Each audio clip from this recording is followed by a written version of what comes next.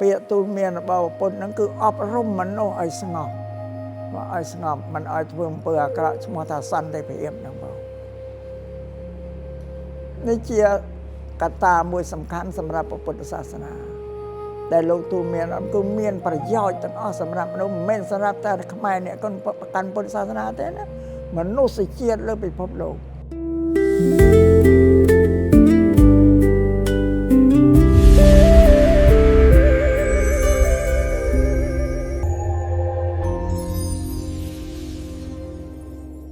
អាត្មាសូមជម្រាបថាពុទ្ធសាសនានេះប្លែកនឹងសាសនាដទៃទី1ព្រះពុទ្ធគឺជាមនុស្សទី2ព្រះធម៌គឺជាពាក្យទូលមានព្រានបដៅរបស់ព្រះពុទ្ធទី3ព្រះសង្ឃនេះជារតនៈក្នុងពុទ្ធសាសនា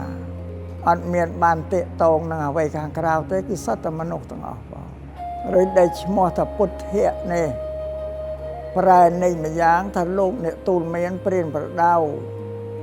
ពួកមនុស្សទាំងអស់ឲ្យប្រព្រឹត្តល្អដោយកាយវាចាចិត្តទូលមានមនុស្សលោកត្រាស់ដឹងពីសភាវៈធម្មជាតិនៅលើโลกនេះគឺមានហេតុមានផលទូសម្ដែងពីហេតុផលជាពិសេសបំផុតគឺព្រះពុទ្ធលោកអ្នកអប់រំទូលមានមនុស្សឲ្យប្រព្រឹត្តល្អដោយកាយវាចាចិត្តឈ្មោះថាព្រះពុទ្ធលោកហាមអត់ឲ្យធ្វើអំពើអាក្រក់ទេព្រោះព្រះអង្គឆ្វេងយល់ដោយព្រះបញ្ញាញាណកាលណាមនុស្សប្រព្រឹត្តអំពើអាក្រក់នឹងបានទទួលផលអាក្រក់ពីកម្មអំពើដែលខ្លួនធ្វើហ្នឹងបានលោកអប់រំមនុស្សឲ្យធ្វើតែអំពើល្អនឹងបានទទួលផលសេចក្តីសុខដែលកើតពីអំពើល្អហ្នឹងរួចការងាររបស់មនុស្សទាំងអស់ដែលត្រូវធ្វើនឹងប្រភពធំគឺបញ្ញាព្រះពុទ្ធលោកបញ្រៀនឲ្យយើងសំបញ្ញាឲ្យ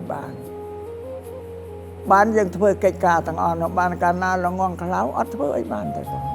ឯប្រភពនៃពុទ្ធសាសនាគឺបញ្ញាហ្នឹងឯងពាក្យទូលមានព្រានប្រដៅគឺតាកតងទៅនឹងសង្គមរបស់មនុស្សដោយច្រើនបងជីវិតរបស់មនុស្សគឺត្រូវតែធ្វើកិច្ចការងារហេតុនឹងហើយបានជាប្រទេសកម្ពុជាយើងហ្នឹងព្រះមហាក្សត្រនិងរាជរដ្ឋាភិបាលលោកលើកយកពុទ្ធសាសនាជាសាសនារបស់រដ្ឋប្រទេសដទៃទៀតអត់មានទេណាមកពីលោកសិក្សាទៅឃើញអត្ថន័យខ្លឹមសារពាក្យទូលមានរបស់ពុទ្ធហ្នឹងគឺអប់រំមនុស្សឲ្យស្ងប់ឲ្យស្ងប់មិនឲ្យធ្វើអំពើអាក្រក់ឈ្មោះថាសន្តិភាពហ្នឹងបង